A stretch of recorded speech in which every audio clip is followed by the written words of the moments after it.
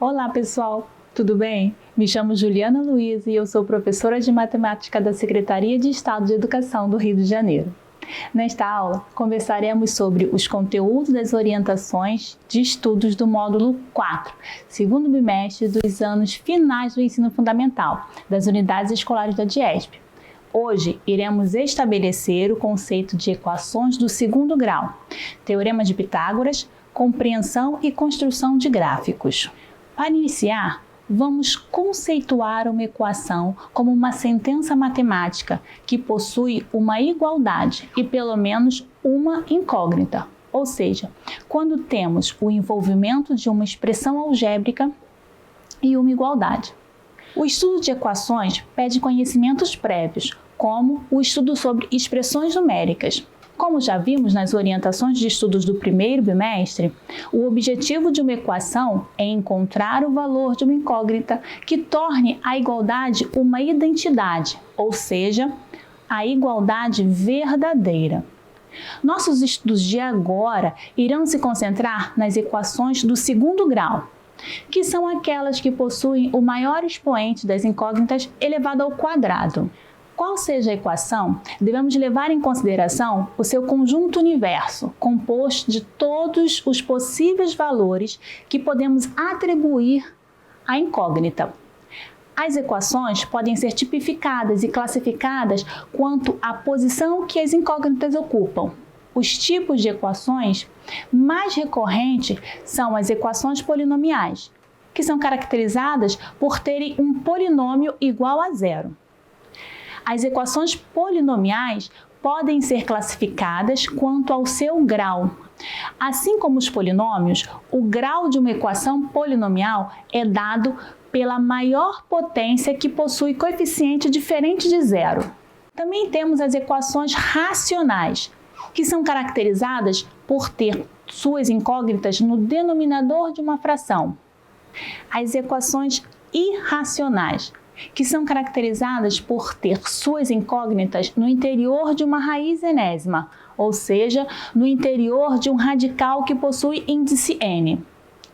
Temos as equações exponenciais, que possuem as incógnitas localizadas no expoente de uma potência, e temos as equações logarítmicas, que são caracterizadas por ter uma ou mais incógnitas em alguma parte do logaritmo.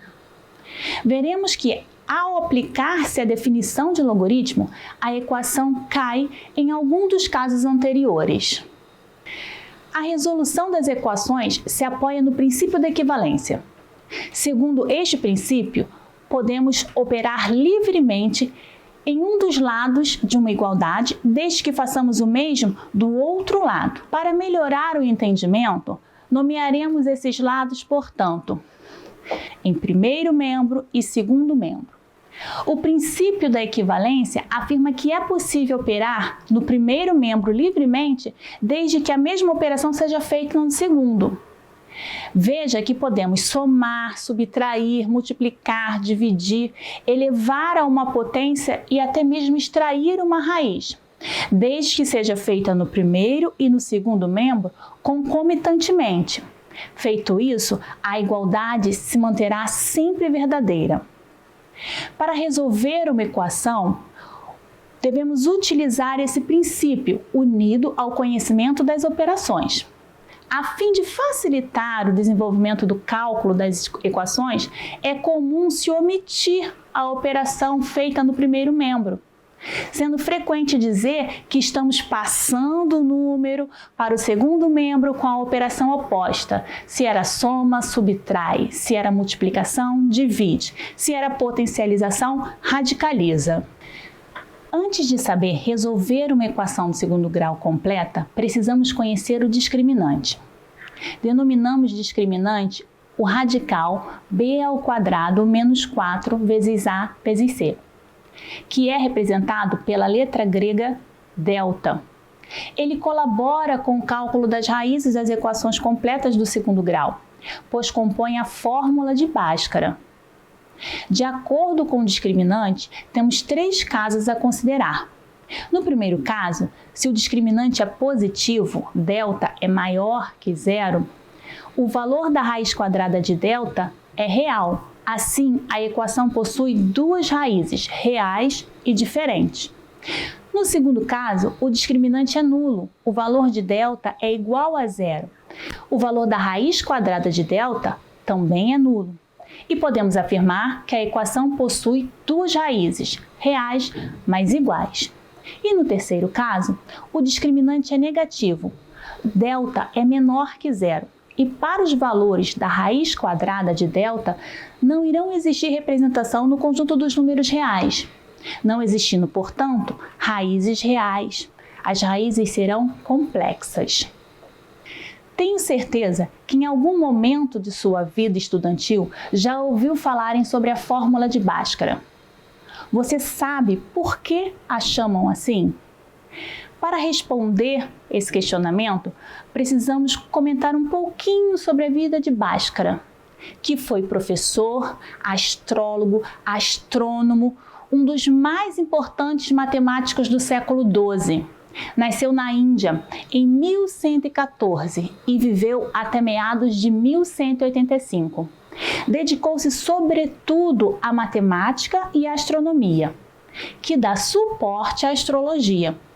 O fato é que, somente por volta de 400 anos depois que Bhaskara viveu, um matemático francês se dedicou a obter a fórmula algébrica baseada nas descrições que existiam. Bhaskara escreveu alguns livros durante a sua trajetória como matemático. Em um desses, ele cita as regras que deram origem à fórmula de Bhaskara, a fórmula que conhecemos hoje. Por isso, acredita-se que em algum momento da história da matemática, algum autor analisou as obras e atribuiu seu nome à fórmula. Ao resolvermos uma equação do segundo grau, estamos interessados em encontrar os valores para as incógnitas x que tornem o valor da expressão igual a zero, que são chamados de raízes. O método conhecido como método de Bhaskara ou fórmula de Bhaskara aponta que as raízes de uma equação do segundo grau do tipo ax² mais bx mais c igual a zero é dada pela relação de Bhaskara. Outro matemático que também deixou sua contribuição na história da matemática foi Pitágoras. E você, sabe quem foi Pitágoras? Pitágoras viveu entre os anos de 582 e 497 a.C. Foi um matemático e filósofo grego. Nasceu na ilha de Samos, no Mar de Egeu, na Grécia, por volta de 582 a.C. A inteligência de Pitágoras impressionava os mestres das melhores escolas de Samos, que não conseguiam responder às perguntas do jovem. Com 16 anos de idade, Pitágoras foi enviado para Mileto para estudar com Tales, o maior sábio da época. Logo, Tales reconheceu que nada mais tinha a ensinar ao jovem e passou ele, o mestre, a estudar as descobertas geométricas e matemáticas do aluno. Pitágoras desenvolveu trabalhos na área da filosofia, da música, da moral, da geografia e da medicina. O teorema de Pitágoras relaciona o comprimento dos lados de um triângulo retângulo, uma figura geométrica que é formada por um ângulo interno igual a 90 graus, chamado de ângulo reto. O enunciado do teorema de Pitágoras é: a soma dos quadrados de seus catetos corresponde ao quadrado da sua hipotenusa. Observando a figura, vemos que A é a hipotenusa, B e C são catetos. A hipotenusa é o maior lado de um triângulo retângulo e é sempre o lado oposto ao ângulo reto. Os outros dois lados são catetos.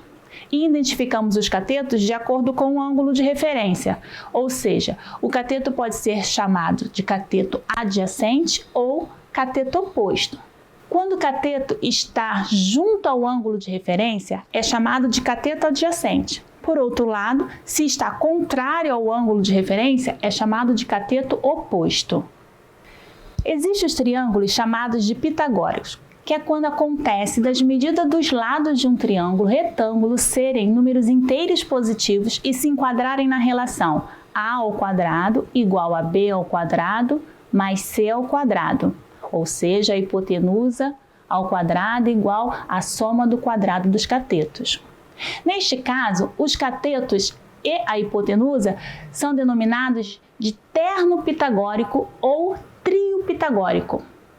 O mais conhecido trio pitagórico é representado pelos números 3, 4 e 5. Sendo a hipotenusa igual a 5, o cateto maior igual a 4 e o cateto menor igual a 3. Observe que a área dos quadrados desenhados em cada lado do triângulo relaciona-se tal como o Teorema de Pitágoras. A área do quadrado do lado maior corresponde à soma das áreas dos outros dois quadrados. Nosso último assunto de hoje é a compreensão e construção de gráficos. Você já percebeu que ao ler um mapa estamos exercitando a interpretação? Ao decodificar uma imagem, novamente é a capacidade de observar, compreender e de interpretar o que está sendo representado. Com certeza já ouviu falar que a pandemia Covid-19 já contaminou 114.136.355 pessoas, tendo até o final do mês de fevereiro 64.418.462 recuperados e 2.531.555 mortos no mundo. Mas você consegue fazer o comparativo desses números na sua cabeça? Seja sincero. Esses números mais ajudaram ou atrapalharam na compreensão da informação? Para fazer o comparativo de forma clara e eficaz de apresentar esses valores, podemos usar um gráfico. Observe como facilita. Além da imagem, contamos com alguns elementos importantes incluídos na elaboração dos gráficos, que são títulos, fontes, números quantificadores e legenda. Observe o gráfico de setores que traz a informação sobre o coronavírus no Brasil. Os modelos de gráficos mais tradicionais são os de coluna, barra, linhas e setores. Uma forma moderna de apresentar um conjunto de dados são os infográficos, que são a junção das palavras info, informação, e gráfico, desenho, imagem, representação visual, ou seja, um desenho ou uma imagem que, com o auxílio de um texto, informa sobre o assunto que não seria muito bem compreendido somente com um texto, auxiliando a compreensão do leitor. Para interpretar os dados informativos em um infográfico, é preciso boa leitura e esta requer atenção aos detalhes. As representações neste formato aliam ao texto uma série de atrativos visuais e é preciso ser um leitor extremamente observador.